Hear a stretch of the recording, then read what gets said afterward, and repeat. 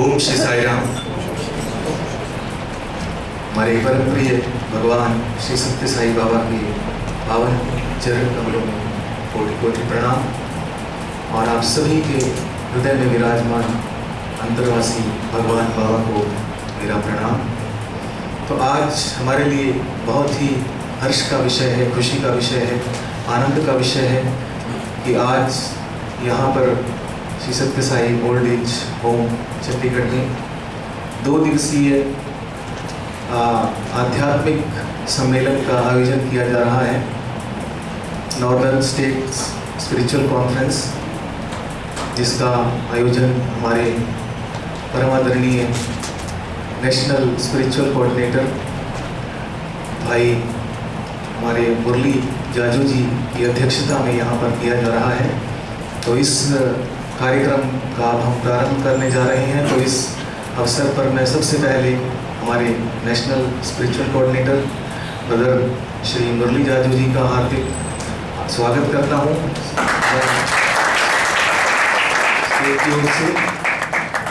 कि उन्होंने अपना कीमती समय हमारे लिए ये 2 दिन निकाले और उसके बाद भी 4 तारीख तक वो हमारे साथ हमारे स्टेट में रहेंगे। तो ये उनका बहुत आभार है कि इतना समय वो डिवोट कर रहे हैं। और उसके बाद हमारे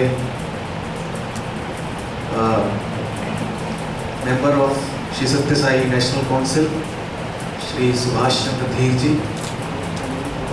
और स्टेट ट्रस्ट कन्वीनर आदरणीय श्री बी भारद्वाज जी और हमारे पंजाब से आए स्टेट प्रेसिडेंट श्री मनिंदर सिंह जी, हिमाचल से हमारे state president doctor Sanjay Agarwal ji और हरियाणा चंडीगढ़ के हमारे state president doctor R P Kharg ji और state vice president Haryana and Chandigarh Shri Mahesh Dheer ji. तो इन सब का मैं हार्दिक स्वागत करता हूं। और सभी स्टेट से आए डिस्ट्रिक्ट स्पिरिचुअल कोऑर्डिनेटर्स और डेलीगेट्स हरियाणा, पंजाब, हिमाचल और जम्मू एंड कश्मीर से पधारे सभी का हम हार्दिक स्वागत और अभिनंदन करते हैं। और हमारे ब्रदर मुरली जाजू जी के विषय में थोड़ा सा मैं जानता हूँ, ज़्यादा तो नहीं, कि ये भगवान बाबा से पिछले 40 से भी अधिक वर्षों से जुड़े हुए हैं, बहुत ही स्वामी के क्लोज रहे हैं और उन्होंने अपना पूरा जीवन स्वामी की सेवा में समर्पित किया है।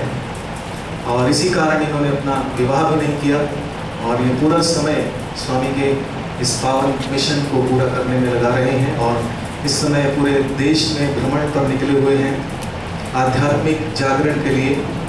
जैसे अनेक नेता लोग निकलते हैं पर वो पॉलिटिकल आंदोलन के लिए निकलते हैं, ये एक आध्यात्मिक आंदोलन है, स्पिरिचुअल रिवॉल्यूशन है, जिसके लिए ये पूरे देश में भ्रमण कर रहे हैं, जिससे हमारे अंदर जागृति आए, हम अपने स्वयं को पहचानें, जो भगवान बाबा के इस ऑर्गेनाइजेशन का मुख्य उद्देश्य है कि अपने अंदर स्थित जो भगवान है उसको हम पहचानें, खाली अपने शरीर तक, मन तक सीमित ना रहें, अपने वास्तविक मैं को पहचानें। तो वही हमें उसी के बारे में जागरूक करने हमारे मध्य उपस्थित हुए हैं। तो वैसे तो हमें इसके मॉड्यूल का पता नहीं, हमने ब्रदर्स से पूछा भी था, उन्होंने कहा आप चिंता ना करो। तो इस विषय में बात स्वामी की याद आती है। स्वामी ने कई बार कहा है लव माई अनसर्टेनिटी, तो हम अनसर्टेन हैं, तो यही भगवान का एक दिव्य हमें संकेत है। तो ब्रदर जाजू जी के माध्यम से हमें भगवान के संदेश प्राप्त होंगे। तो अब मैं आमंत्रित करूँगा हमारे state vice president Shri Mahesh Dheer जी, कृपया मंच पर आएँ और हमारे आदरणीय मुख्य वक्ता और अतिथि का स्वागत करें। साया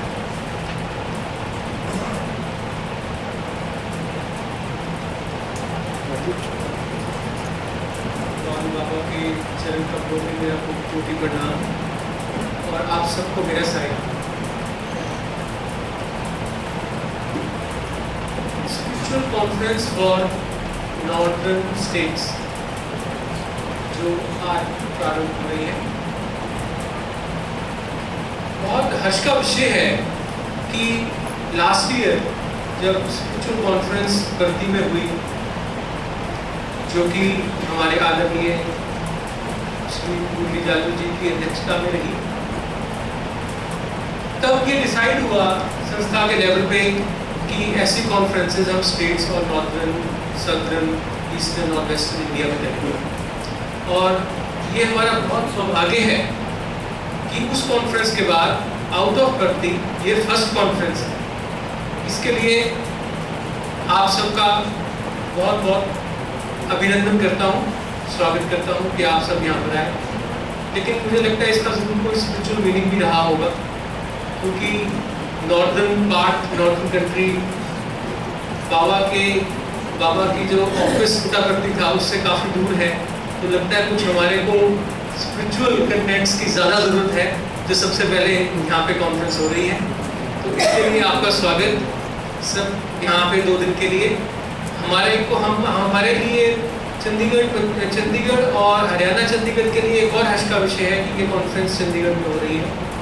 और स्वामी के आशीर्वाद से हम पूरा कोशिश में है कि अच्छे से अच्छा अरेंजमेंट हो सके। ज़्यादा लोगों का रहने का अरेंजमेंट यहीं पर है, लेकिन आप पता कर लीजिएगा रिसेप्शन डेस्क पे कि जिनका अरेंजमेंट यहाँ पर नहीं है उनका किसी मॉडल स्कूल में होगा और शाम को सबको वहाँ ले जाया जाएगा रहने के लिए। तो आप ये थोड़ा कॉन्टैक्ट में रहिएगा। खाने का अरेंजमेंट यहीं पे रहेगा। मैं खुद यहाँ पर अवेलेबल हूँ, आप कभी भी किसी चीज़ की ज़रूरत हो मुझसे बात कर सकते हैं। हमारे डिस्ट्रिक्ट प्रेसिडेंट श्री व्यास यहाँ पर बैठे हैं और हमारे स्टेट प्रेसिडेंट डॉक्टर खर यहाँ पर अवेलेबल हैं। तो किसी भी चीज़ की ज़रूरत हो तो आप हमारे से बात कर सकते हैं।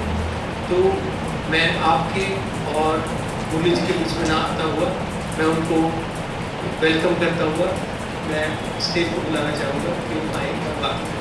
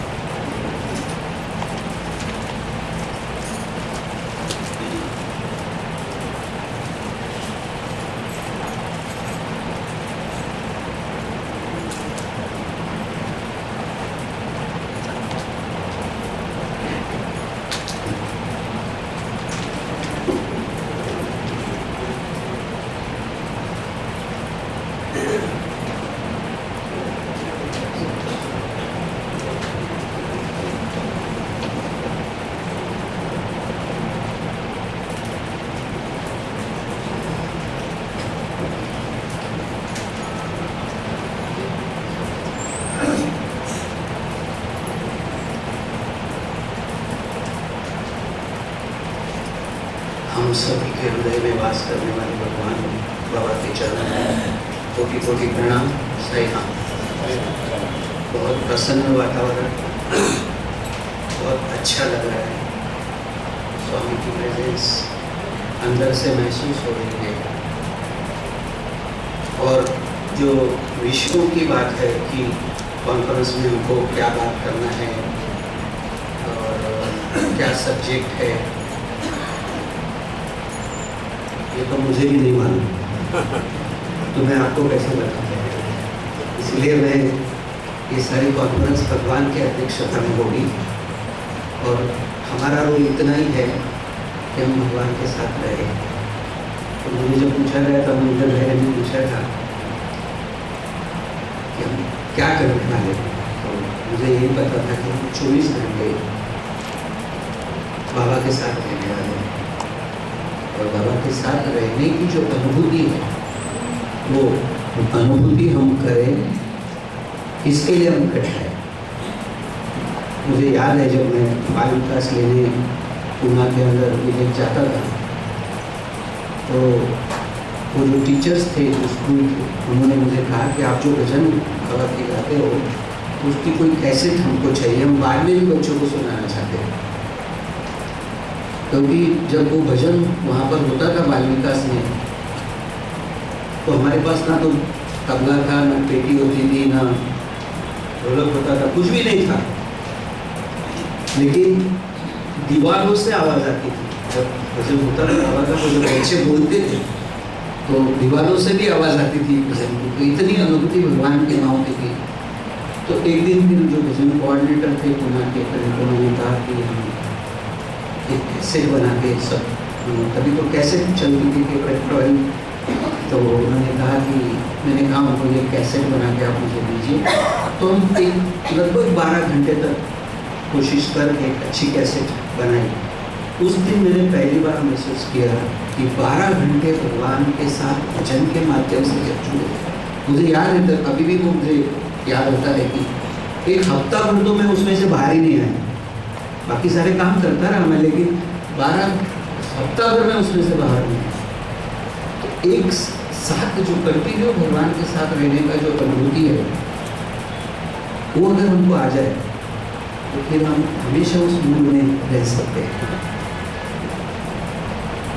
हम बाबा के पास आए ऐसा हम नहीं कह सकते। हम ऐसा भी नहीं कह सकते कि हम बाबा के भक्त बने, ऐसा भी हम नहीं कह सकते।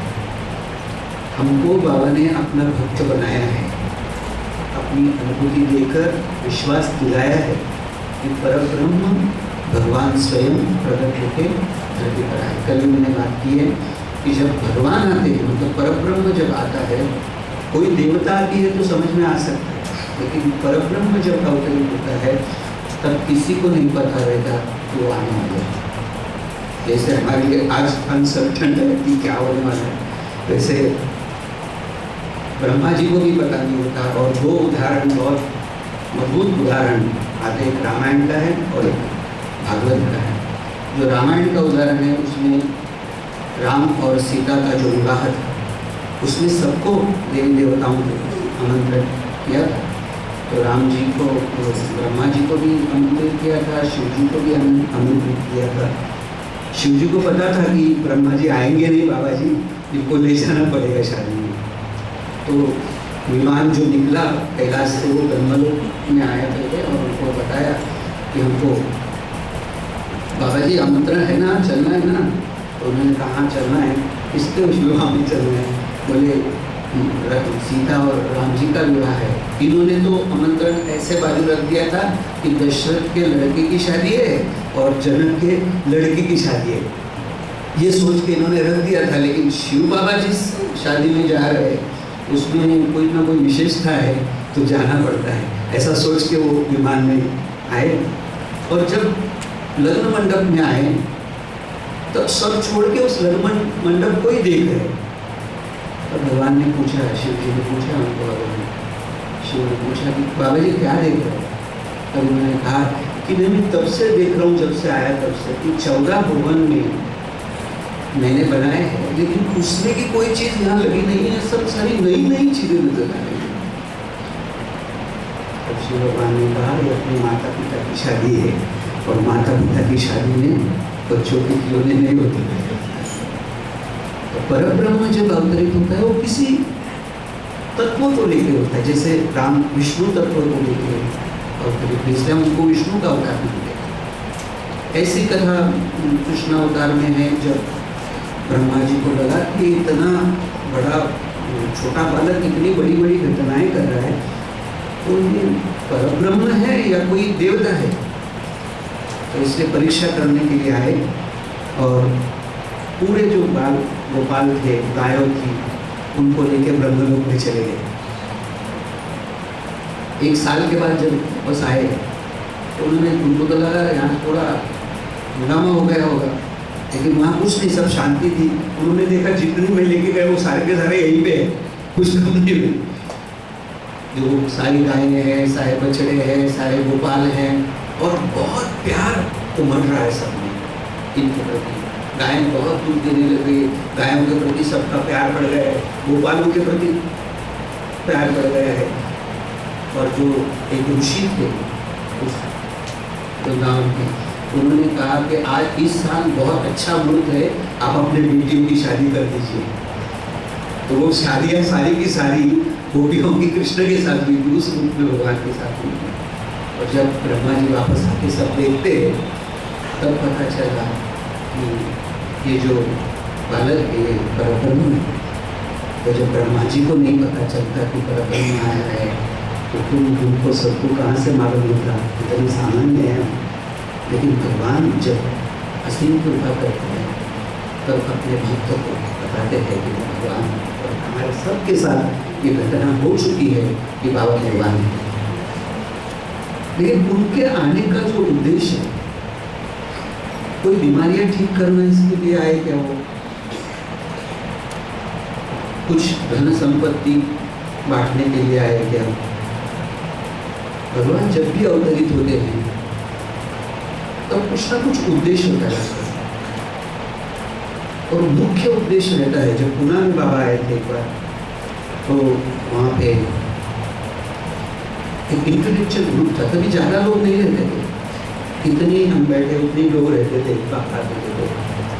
लेकिन कुछ लोग ऐसे थे कि एक जज थे, एक पुलिस डिपार्टमेंट के हेड थे, एक डॉक्टर थे और एक बहुत शायद इसके इकोनॉमिक टाइम्स के हेड थे, मतलब इकोनॉमिक साइड से इनका एक ग्रुप था। और वो ऐसा मानते थे कि बाबा जादू करते हैं, जादूगर है, भगवान ये वक्त नहीं आता। तो इन्होंने बाबा को पकड़ने के लिए कुछ प्लान बनाया और वो जो ऑर्गेनाइजर थे उनको मिले और उनको, ये बड़े लोग थे वैसे पुणे के, तो इनको अपॉइंटमेंट मिल गई बाबा की। वो चाहते थे कि बाबा को पूछा तो स्वामी ने कहा कि हाँ मिल सकते हैं, बोला सबको चेयर रखना, नीचे जमीन पे नहीं बिठाना, सबको चेयर रखना, बड़े लोग हैं। और खुद स्वामी चेयर पर बैठे और चर्चा शुरू हुई। तो उन्होंने स्वामी को कहा कि स्वामी आप बताते हो कि मैं ही कृष्ण था, तो ये सत्य है? स्वामी ने कहा हाँ ये सत्य है। बोले आपने ही अर्जुन को गीता बताई? स्वामी ने कहा मैंने अर्जुन को गीता बताई।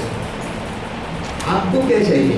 बोले स्वामी उस गीता में श्लोक है, यदा यदा हि धर्मस्य ग्लानिर्भवति भारत अभ्युत्थानम् अधर्मस्य तदात्मानं सृजामि। स्वामी ने कहा बराबर है, ये श्लोक मैंने बताया। बोले स्वामी इसका मीनिंग क्या है?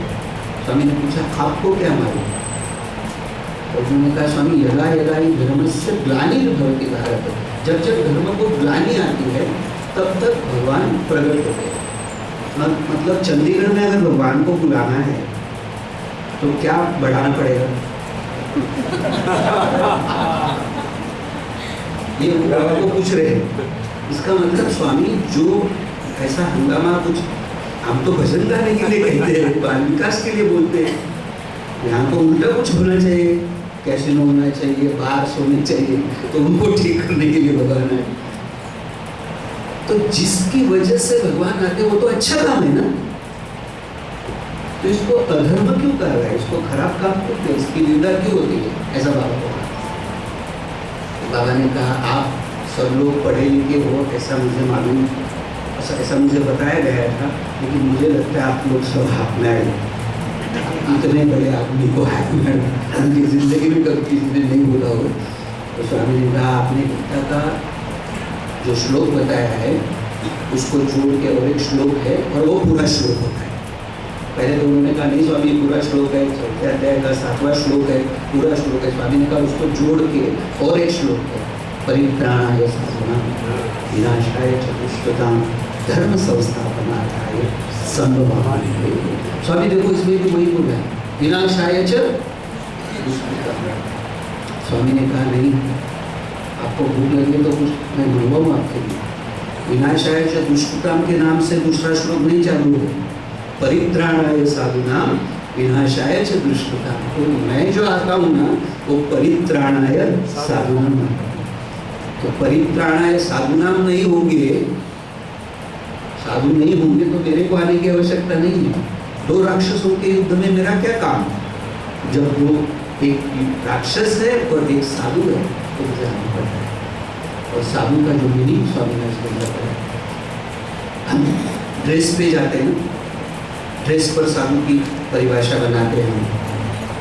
और स्वामी ने कहा जो सब में भगवान को दिखता है, देखने की कोशिश नहीं करता, सबको भगवान में वो देखता है वो साधु, देखने की जो कोशिश करता है वो साधक है।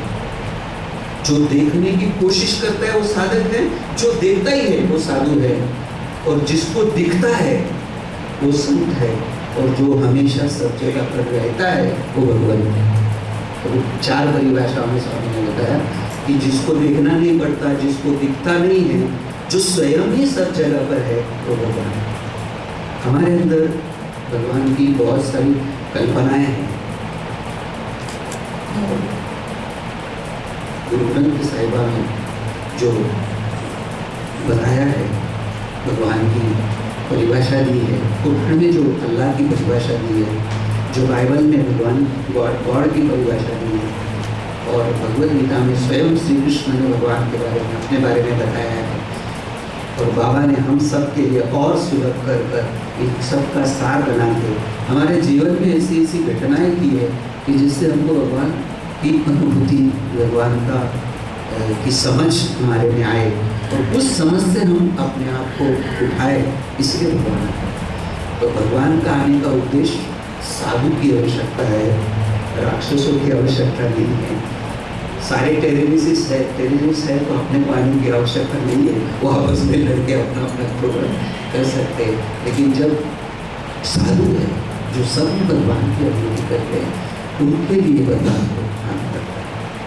और हम सब के लिए भगवान जिस भाव से आए हैं, जिस स्थान से उन्होंने जहाँ पर भी थे साधना में हमारी जहाँ जहाँ वो चुप हो गए थे, वहाँ से उठाने के लिए हमको भगवान है। तो क्या है, क्यों है,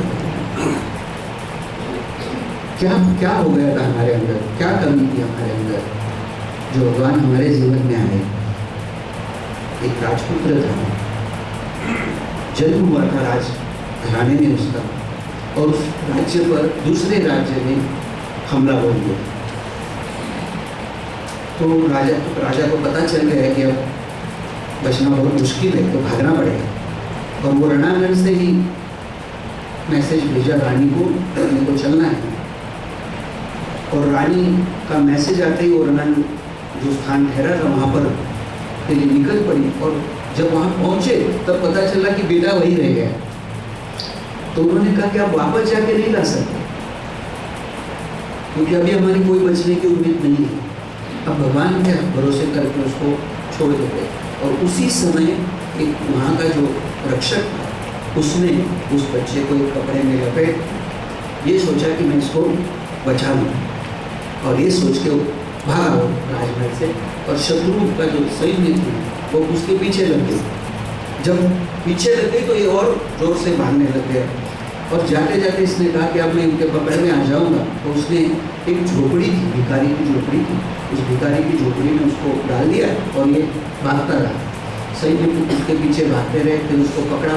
उनको लगा राजमहल से कुछ लेके, कुछ गहना, कुछ सामान लेके भागा होगा, लेकिन इसके पास कुछ नहीं था। इसको पूछा, इसने कुछ नहीं बोला। उन्होंने उसको मार डाला। और झोपड़ी में जब वो भिखारी आया तो उसने इस बालक को देखा, इसके आंख पर बहुत बड़े भारी कपड़े थे, अच्छे कपड़े थे, गहने पहने हुए थे। उसने कहा युद्ध का समय है, शायद किसी ने बचाने के लिए अपने घर पे छोड़ा है, अगर इस वेश में कोई देख लेगा शत्रु तो इसको मार डालेगा। इसलिए उसने उसके सारे कपड़े उतारे और एक गड्ढे में डाल दिए, ऊपर से मट्टी डाल के इसको भिखारी जैसा बना दिया। अब कोई आया नहीं लेने को, इसको लगा बाद में कोई आएगा, तो इसके पास ये बड़ा हुआ। और ऐसा बड़ा होने के बाद अब भिखारी का बेटा बन के ही प्रसिद्ध हुआ, भीख मांगता था वो भी। जब इस भिखारी का मृत्यु समय आया तब इसने सोचा कि हम इसको सच बता दें। तो उसने पास में लिया, कहा बेटा मैं तेरा पिता नहीं हूँ, तेरा पिता कोई और है। तो बोले आप क्यों बोल रहे ऐसा मेरे को, आप मुझसे जुड़ा होने वाले, उसका गम मुझे नहीं हो इसलिए आप बता रहे हो। बोले नहीं, ये हकीकत है। फिर उसने पूरे वो गहने सारे कपड़े निकाल के उसको दे दी जो खराब हो गए थे, लेकिन गहने अच्छे थे। तो उसने उसको दिखाया सारे कि जब तू मुझे मिला तो तेरे आंख पर ये वस्त्र थे, तो भिखारी का पुत्र नहीं। पहली बात उसको बताया कि भिखारी का पुत्र नहीं। तो उसको लगा फिर मैं किसका हूँ, बोले ये तो मुझे भी नहीं मालूम, अब तुझे ढूंढना है। और ढूंढते ढूंढते तेरे को मालूम हो जाएगा, ये जो चिन्ह मिले हैं, ये जो अहंकार है, ये तेरे को शायद मिला है उससे, लेकिन तो भिखारी का पुत्र नहीं है तो सब कुछ पापा। और उसका अंत हो गया। अब इसको ये पता चल गया कि मैं भिखारी का पुत्र नहीं हूँ, तो उसने पहला काम किया, भिक्षा मांगना बंद कर दिया, भीख मांगना बंद कर दिया। वो काम करने लग गया और जितना समय मिलता था उसमें वो खोजने लग गया। बड़े बड़े घरों में गया, क्योंकि ये गहने छोटे घर में नहीं मिलेंगे, बड़े घर में मिलेंगे, तो बड़े बड़े घर में गया। जब जाते जाते उसको कुछ राज दरबार में काम करने वाले थे, उन्होंने कहा ये तो राज अलंकार है और राजा अब इस देश में नहीं है, दूसरे देश में है, तो तुझे वहाँ जाके ढूंढना पड़ेगा कि ये अलंकार वो बता सकते किसके है। और वो ढूंढते ढूंढते उस राज्य में पहुँचा, तो उस राज्य में कोई उसको जानता नहीं है और दरबारी लोग उसको अंदर छोड़ेंगे नहीं, कोई भी हो सकता है, शत्रु का आदमी भी हो सकता है, इसलिए कोई राजा तक उसको पहुंचने नहीं देवे। सारे सेवादल लगे हुए थे राज दरबार में, तो इसने छोटा कि मैं क्या करूँ, कि उसको उस गहनों में से एक गहना उसने निकाल के अगर अंदर भेज दिया, बोले या राजा या रानी को आप पहुंचा देना, अगर उनको ये गहना समझ में आता है तो आपको आगे कुछ नहीं करना पड़ेगा, वही करेंगे। और ये गहना उन्होंने जो अंदर भेजा और वो गहना उनको मिला, राजा को और रानी को, दोनों दरवाजे पर आ गए। और बोले कौन है वो राजा? बोले ये है। बोले कहाँ से मिले तुमको? बोले ये मेरे ऐसी ऐसी घटना हुई मेरे साथ बचपन में, तो जिन्होंने ये गहने निकाल के रखे थे उन्होंने मुझे दिए। तो उन्होंने बेटा बोल के अपने गले लगा लिया उसको, और फिर वो भिखारी नहीं रहा, क्या बन गया? राजपुत्र। तो पहले राजपुत्र नहीं था, उस दिन बना, पहले राजपुत्र था, पता नहीं था और ढूंढना भी था। जो माता पिता ओरिजिनल है उनको ढूंढना भी था, जब तक नहीं मिले तब तक उसको क्या करना है? भीख नहीं मांगना, भिखारी नहीं होना। राज घराने का नहीं हो, लेकिन बड़े घराने का, ऊपर बड़ा आदत है मेरी पीढ़े सब उस तरीके का होना चाहिए। उसके बाद उसको एक दिन लगा कि पुराने इलाके में एक बार जाके आते, इसलिए वो वहां से निकला। रथ था, रथ में बैठ के निकला और जब अपने पुराने गांव में आया तो गांव से पहले उसने रोक लिया रथ को, और उस जो रथ वाला चलाने वाला सारथी था उसको कहा कि अब यही रुकना। सारे कपड़े उतारे, भिखारी के कपड़े पहने और गांव में गया। अब जो इसको देने वाले लोग थे भीख, उनको तो बड़ा खुशी हुई, अरे इतने दिन कहाँ गया, हम तो आपको ढूंढ रहे थे। तो उन्होंने उस दिन उसको, जब वो पहले 10 पैसा 1 रुपया देते थे, उन्होंने उस दिन उसको 10 रुपये दिए। क्या उसको खुशी होगी? पहले अगर भिखारी होता था और 10 रुपये मिलते थे तो एक की जगह पे बहुत खुश होता था। अब उसको कोई खुशी नहीं है, लेकिन उनकी खुशी में अपनी खुशी मान के वो आगे चला। जो उसको नहीं पसंद करते थे वो लोग भी थे, जो भीख मांगता है अच्छा नहीं लगता था कुछ लोगों को, तो काम कर तो भीख क्यों मांगता है। इन्होंने अरे अच्छा चला गया था, फिर आ गया अपनी बोल के उसको डांटा मारा। अब वो राजकुमार है, लेकिन उसको कोई असर नहीं हुआ। क्यों? ये जिसको डांट रहे हो मैं हूं नहीं, मैं कुछ और हूं। ये मोबाइल है ना, पूर्व के जमाने में विश्वामित्र जी यज्ञ वगैरह करते थे तो राक्षस लोग विघ्न करते थे।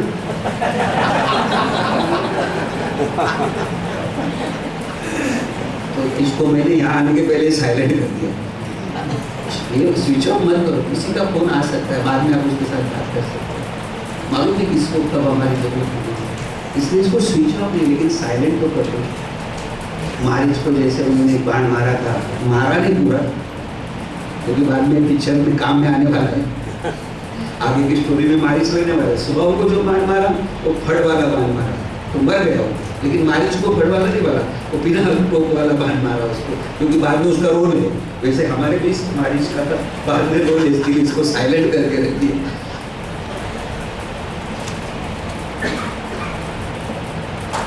तो राजकुमार बनने के बाद कोई हमारा सम्मान करेगा, कोई अपमान करेगा, तो हमको फर्क नहीं पड़ेगा।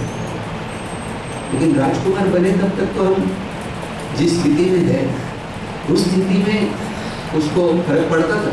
लेकिन एक बार उसकी पहचान हो गई कि मैं कौन हूँ, तो उसके बाद कुछ करना नहीं था। ये स्टोरी बाबा ने स्टूडेंट के साथ बताई। ये हमारी कहानी है, बाद में बाबा ने कहा स्टूडेंट को, आप सभी मेरे ही स्वरूप हो। जो मैं हूं वो तुम हो, जो तुम हो मैं हूं, दूसरा नहीं है। ये जितने रूप हमको दिख रहे हैं दुनिया में, जितने भी जो भी बोले, एक 23 नवंबर का प्रवचन है बाबा का, मैंने बोला है सुंदरम को कि मेरे को ढूंढ के देना, क्योंकि वो इतना सुंदर प्रवचन था। और जिस दिन स्वामी ने कहा कि राम भी मैं था, लक्ष्मण भी मैं था, सीता भी मैं था, हनुमान भी मैं था, रावण भी मैं था। बाद में बोला कि टेबल भी मैं हूँ, ये माइक भी मैं हूँ, ये पूरी सभा मैं हूँ, सारे वर्ल्ड मैं। ऐसा जब स्वामी ने कहा तो दूसरे दिन नरसिम्हन बोलकर थे, जो हमारे सनातन साथी के लीडर थे, वो रोज बाबा का प्रवचन होने के बाद दूसरे दिन बाबा के पास जाते थे कि ट्रांसलेट किया है इंग्लिश में, स्वामी को सुनाते भी थे। तो दूसरे दिन गए बाबा के पास, बाबा ने स्वामी ने कहा चप्पू बोलो। तो स्वामी ने बोला कि कल स्वामी आपने जो भी बोल दिया, राम भी मैं था, लक्ष्मण भी मैं था, हनुमान भी मैं था, सीता भी मैं था, और आप बोला रावण भी मैं था। क्या ऐसा कैसे ट्रांसलेट कर दूं कि रावण भी मैं था? तो स्वामी ने कहा हम फ्लो में नहीं बोला, ये हकीकत है कि रावण भी मैं था। तो बोला स्वामी कि आप रावण थे और राम भी आप थे, तो आपने अपने आप को क्यों मारा?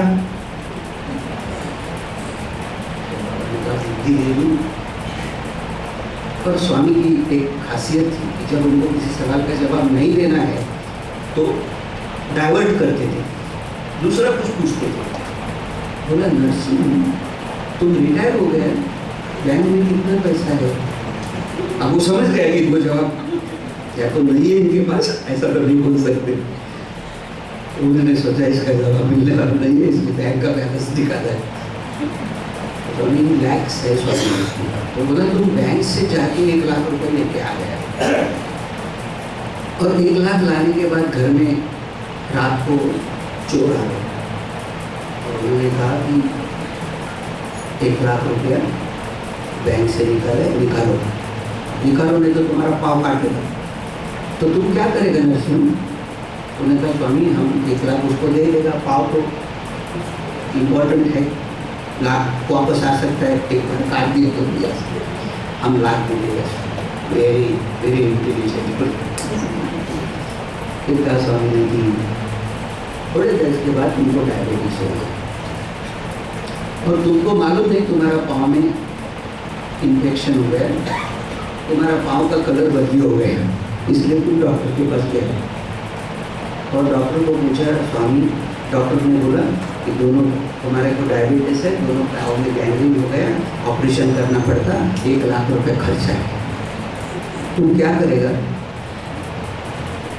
बोला स्वामी 1 लाख रुपए देकर ऑपरेशन कराएगा, पाँव काटना पड़ेगा। तो काट लेगा।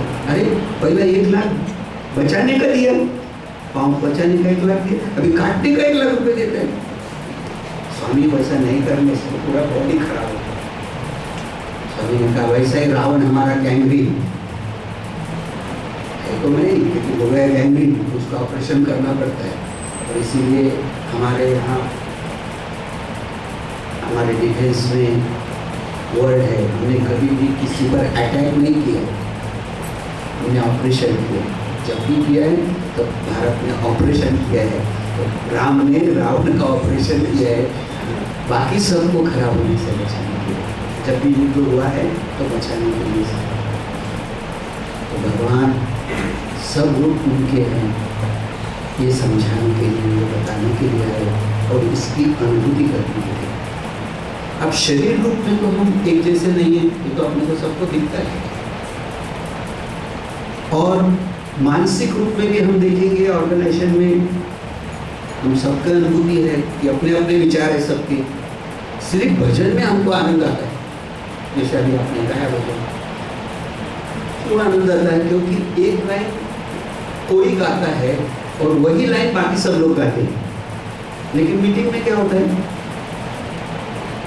हर कोई अपनी अपनी लाइन गाता है और ऐसे मीटिंग में आनंद नहीं आता। एक लाइन बनानी पड़ेगी अपनी, एक विचार बनाना पड़ेगा, लेकिन मन अलग अलग है,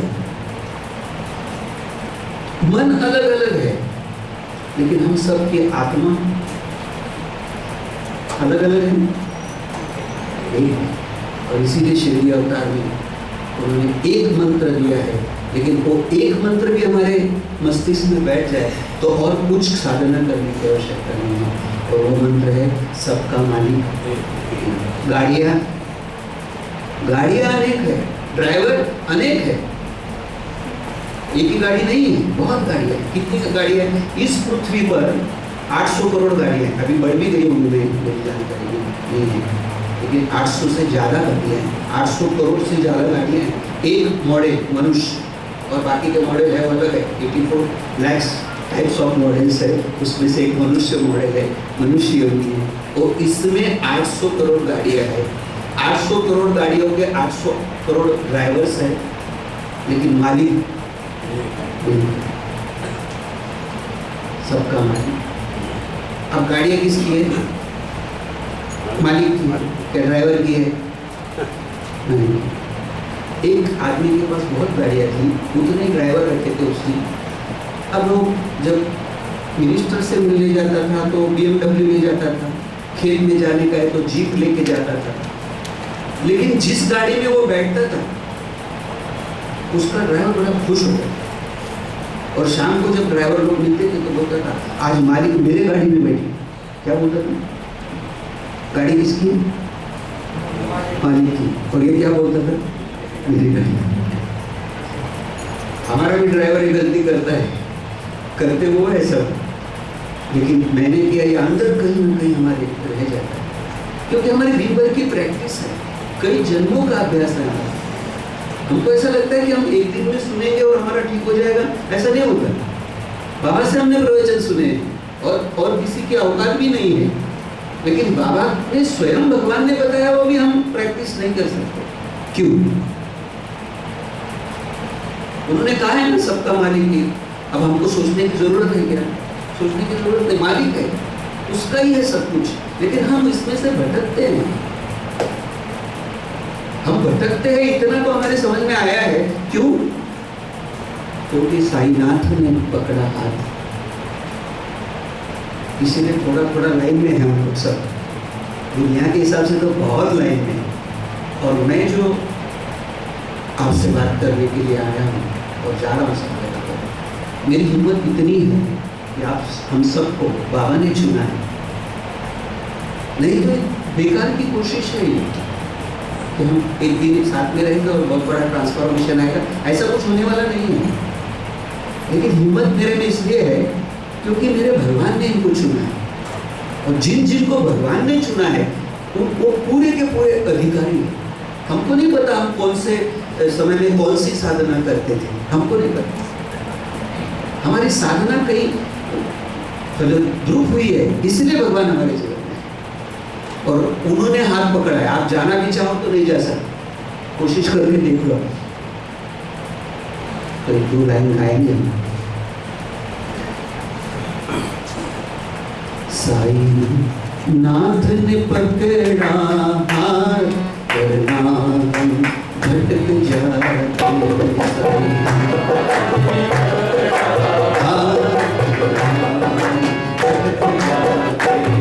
भटक जाते, अटक जाते, अटक जाते,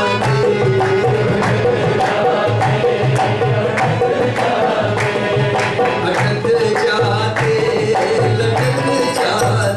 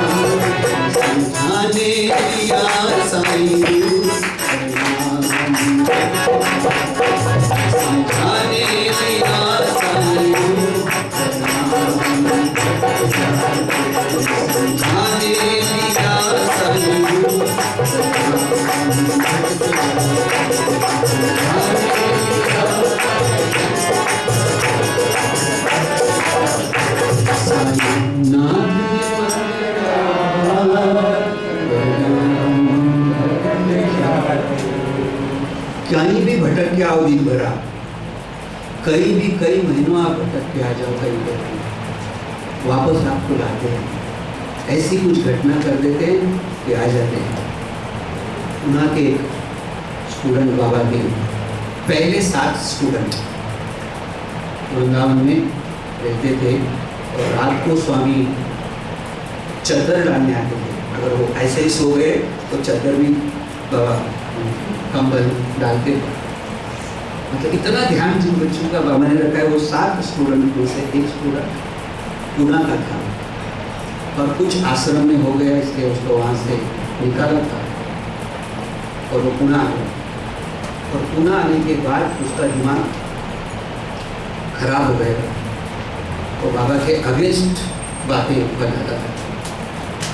अब वहाँ रहा हुआ है, वहाँ की घटनाओं को वो बताता है, तो पहले लोग सुनते भी थे, लेकिन बाद में जो पक्के थे वो नहीं सुनते। लेकिन वो सेवा के लिए आता था। मेडिकल कैंप जो चलता था, उस मेडिकल कैंप में जरूर आता था। और जब मेडिकल कैंप में आता था तब एक बार मेरी उससे मुलाकात हुई, जाओ हमारा पैकेटिक मेडिकल कैंप होता था, जैसे अपने यहाँ होता है।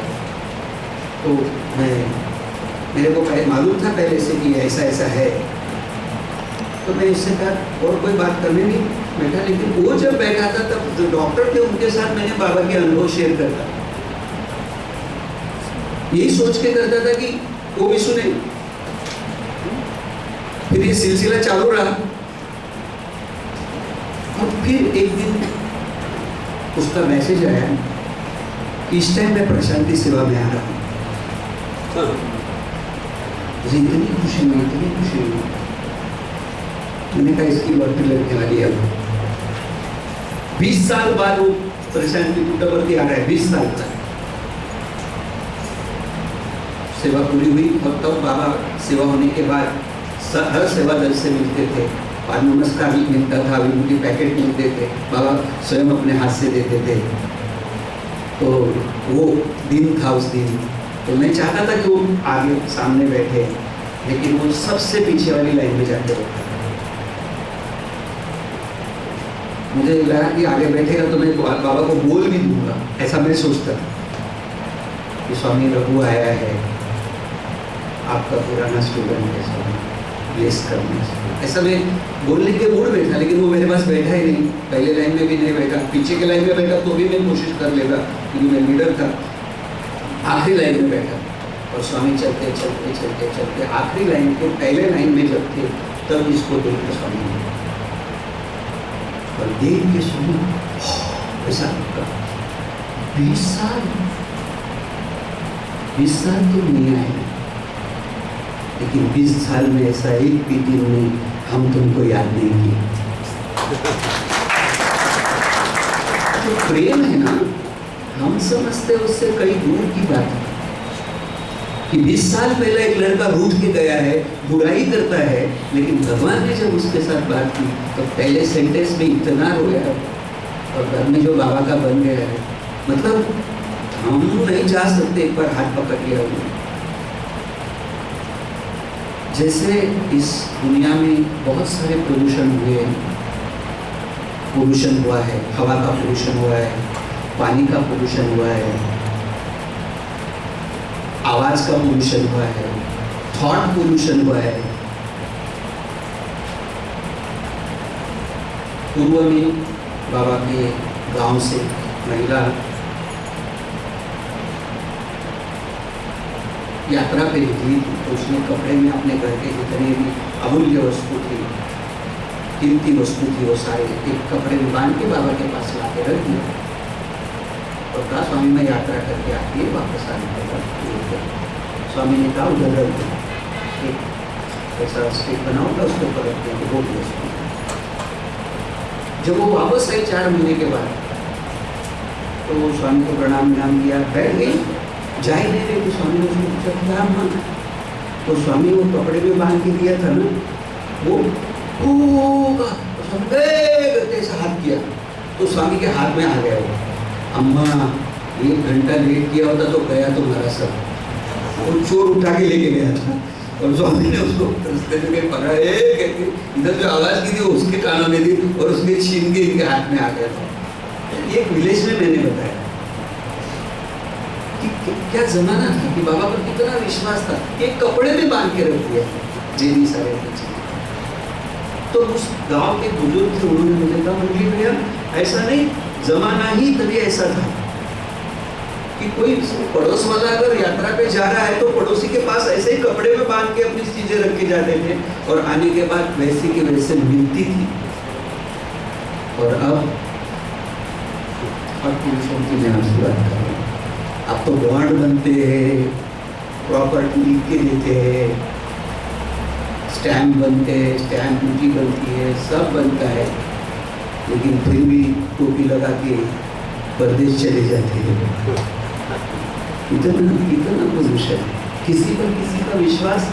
स्टैम्प ड्यूटी आपने सही की है, स्टैम्प पर कितनी लखा पड़ी होती है और फिर भी आदमी उबाता है, युद्ध करना पड़ता है, कभी कभी झगड़ा करना पड़ता है, फिर मिलता है। तो जमाना ऐसा पोल्यूशन वाला आ गया है। इन सब पोल्यूशन में एक और पोल्यूशन हुआ है, वो हमारे अहम का पोल्यूशन है। हम सब जो मैं शब्द यूज करते हैं, एक इंटरव्यू में बाबा ने तो मैंने पूछा था कि स्वामी अहंकार को कैसा निकालना। उस दिन स्वामी ने मुझे अहंकार का अर्थ भी बताया कि बोला अहम भगवान है। हम सोचते उसको बहुत अहम है, ऐसा नहीं। और उस दिन स्वामी ने जो बताया कि अहम भगवान है, लेकिन अहम को तुम कौन सा भी आकार दे दिया तो अहंकार बन जाए। हमारा पोल्यूशन क्या हुआ है? हमारा जो अहम है वो ब्रह्मास्मि है, लेकिन वो अहम ब्रह्मास्मि नहीं बोलता है। हम क्या बोलता है? अहम मुरली अस्मि, आकार आ गए, हम मनिंदर अस्मि, देन हम स्टेट प्रेसिडेंट अस्मि, और अहंकार को और जोड़ दिया। देन हम मुरली भैया नेशनल स्पिरिचुअल कोऑर्डिनेटर अस्मि, और हवा भर रहे हैं। मुझे हवा भरने से याद है एक बार कि मैं कभी बहुत सारे भजन लिखता नहीं, तो मैं सब बापू को मालूम है कि मेरे को उन्होंने मना कर दिया था भजन गाने, नया भजन नहीं गाने का। जो बुक्स में है, जो शांति में गाते वही भजन गाने, ये बीसी बापू ने वो करवाया था।